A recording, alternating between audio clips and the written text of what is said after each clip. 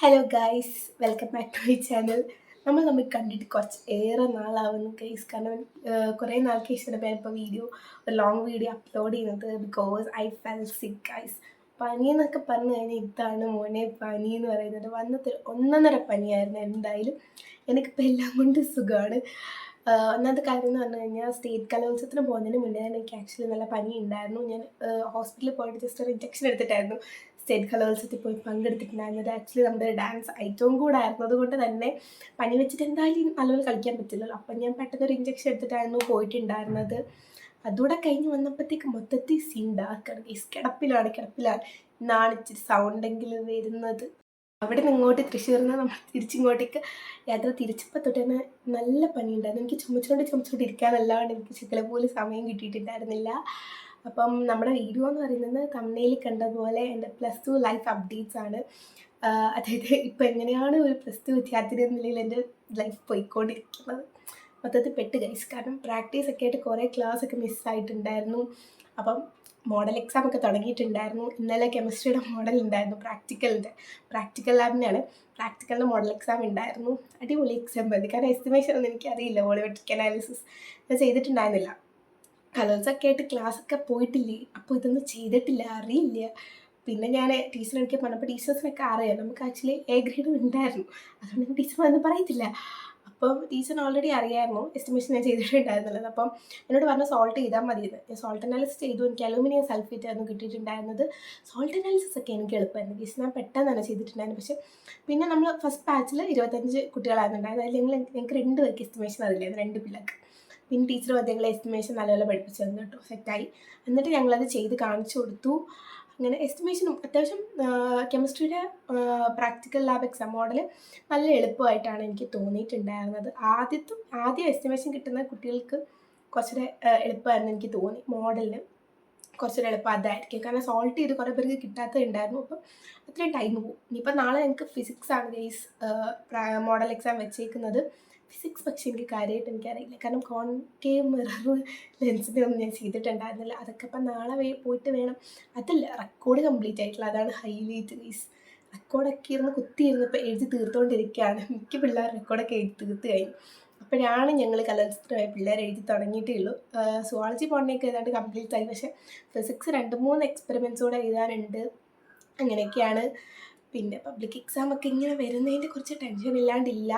നമ്മൾ ക്രിസ്മസ് എക്സാമിന് ഫസ്റ്റിലത്തെ പോർഷൻ തൊട്ട് കുറച്ചുകൂടി നല്ലതായിട്ട് പഠിച്ച് വെച്ചതുകൊണ്ട് ആക്ച്വലി ഞാൻ അങ്ങനെ ചെയ്തതാണ് ഗൈസ്. കാരണം എനിക്കറിയാമായിരുന്നു സ്റ്റേറ്റ് കലോത്സവത്തിന് പോകുമ്പോൾ എന്തായാലും ഈ മോഡലും ഈ പ്രാക്ടിക്കൽ എക്സാം ഒക്കെ ആയിട്ട് കുറച്ച് ടൈം പോകുമെന്ന് എനിക്കറിയാം. അപ്പോൾ ഞാൻ ക്രിസ്മസ് എക്സാമിന് തന്നെ ആദ്യത്തെ പോർഷൻ തൊട്ട് ക്രിസ്മസ് എക്സാമിന് എവിടെ വരെയാണോ അവിടെ വരെ ഞാൻ വൃത്തിയായിട്ട് ഒരേ ലാഘവത്തോടെ പഠിച്ചിട്ടായിരുന്നു പോയിട്ടുണ്ടായിരുന്നത്. അപ്പം ഇനിയിപ്പോൾ നമുക്ക് ജസ്റ്റ് ഒന്നുകൂടെ റിവൈസ് ചെയ്യുമ്പോഴത്തേക്ക് കാര്യം നല്ലപോലെ പിടികിട്ടി. പെട്ടെന്ന് അങ്ങനെ മറക്കത്തില്ല. അതുകൊണ്ട് ഞാൻ അങ്ങനെ നേരത്തെ ചെയ്ത് വെച്ചിട്ടായിരുന്നു പോയിട്ടുണ്ടായിരുന്നത്. അപ്പം കുറച്ചുകൂടെ എനിക്കത് എളുപ്പമായി. പിന്നെ എനിക്ക് ക്രിസ്മസ് എക്സാമിൻ്റെ പേപ്പേഴ്സൊക്കെ കിട്ടിയിട്ടുണ്ടായിരുന്നു. അതൊന്നും എനിക്ക് പ്രത്യേകിച്ചൊരു വീഡിയോ ആയിട്ട് ഇടണമെന്നുണ്ടായിരുന്നു. പക്ഷെ പറ്റിയിട്ടുണ്ടായിരുന്നില്ല. കാരണം കലോത്സവം ഒക്കെ ആയിട്ട് വന്ന് ക്രിസ്മസ് എന്ന് കഴിഞ്ഞ് പിറ്റേന്ന് തുടങ്ങിയായിരുന്നു നമ്മുടെ സ്റ്റേറ്റ് കലോത്സവത്തിൻ്റെ പ്രാക്ടീസൊക്കെ.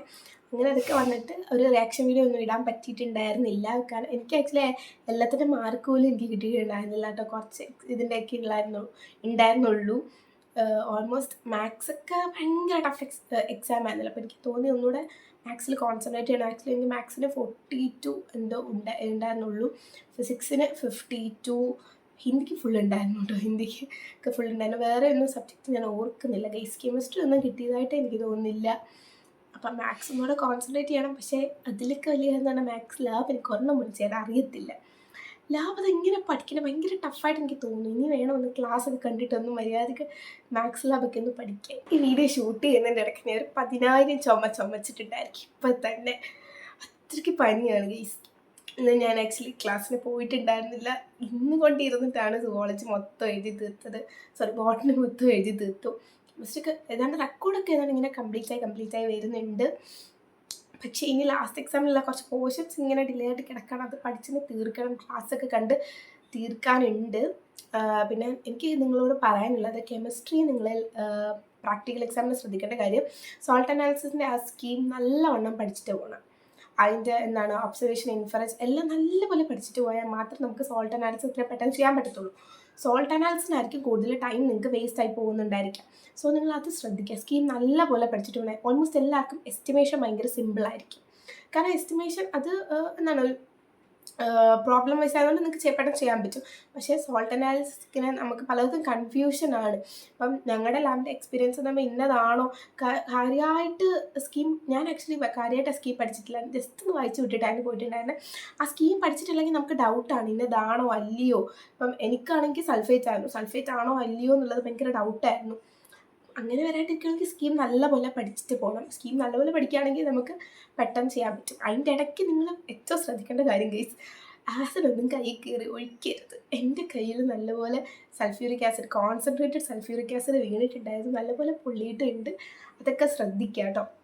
അപ്പോൾ അങ്ങനെ സ്കീം നല്ലപോലെ പഠിക്കുക, അതാണ് മെയിനായിട്ട്. പിന്നെ എന്താണ്, ഇത്രയൊക്കെയാണ് മെയിൻലി നിങ്ങൾ കെമിസ്ട്രിയുടെ പ്രാക്ടിക്കൽ ശ്രദ്ധിക്കാനുള്ളത്. നാളെ ഫിസിക്സ് ആണ്. നാളെയും അറിയത്തില്ല ഇനി ഫിസിക്സ് എങ്ങനെയായിരിക്കും, അത് നമ്മൾ ചെയ്തിട്ടില്ലല്ലോ, അതിൻ്റെ ചെറിയൊരു ടെൻഷനൊക്കെ ഉണ്ട്. പിന്നെ ഈ പ്രാക്ടിക്കൽ എക്സാം ഒന്ന് പെട്ടെന്ന് കഴിഞ്ഞാൽ പോർഷൻസിലോട്ട് കയറാൻ പറ്റത്തില്ലായിരുന്നു. പക്ഷെ എനിക്ക് ഇപ്പോഴും ഗൈസ്, ഞാനിങ്ങനെ എഴുതിക്കൊണ്ടിരിക്കുമ്പോൾ എൻ്റെ മനസ്സിൽ ഓടിക്കൊണ്ടിരുന്ന കലോത്സവത്തിൻ്റെ കാര്യങ്ങളൊക്കെ ആയിരിക്കും ഇപ്പോഴും തലയിൽ കൂടെ ഓടുന്നത്. അത് തന്നെയാണ് കലോത്സവം, സ്റ്റേറ്റിൽ പോയ എക്സ്പീരിയൻസ്, അതൊക്കെയാണ് ഇങ്ങനെ ഓടിക്കൊണ്ടിരിക്കുന്നത്.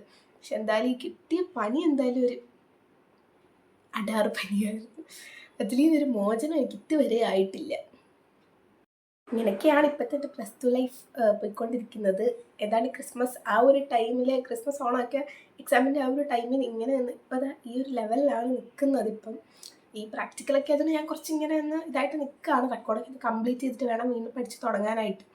നമ്മുടെ മോഡൽ എക്സാമിൻ്റെ ഡേറ്റ് ഇപ്പോൾ വന്നിട്ടുണ്ടല്ലോ, ലാസ്റ്റ് എക്സാമിൻ്റെ. അപ്പം എന്നിട്ട് വേണം വീണ്ടും ഒന്ന് കയറാനായിട്ട് ഗൈസ്. കാരണം ഇനി എനിക്ക് ക്ലാസ്സൊക്കെ കണ്ട് കൺസെപ്റ്റ് മനസ്സിലാക്കി കുറേ കാര്യങ്ങൾ പഠിക്കാനുണ്ട്. അതൊക്കെ ഇങ്ങനെ ഡിലേ ആയിട്ട് കിടക്കുകയാണ്. അതൊക്കെ ചാപ്റ്റേഴ്സൊക്കെ കവർ ചെയ്ത് തീർക്കാനുണ്ട്. ഈ ലാബ് ഒരു സൈഡിലോട്ട് നാക്കി വെച്ചതിന് ശേഷം ഇതിലേക്ക് കയറാനാണ് എൻ്റെ പ്ലാൻ ഗൈസ്.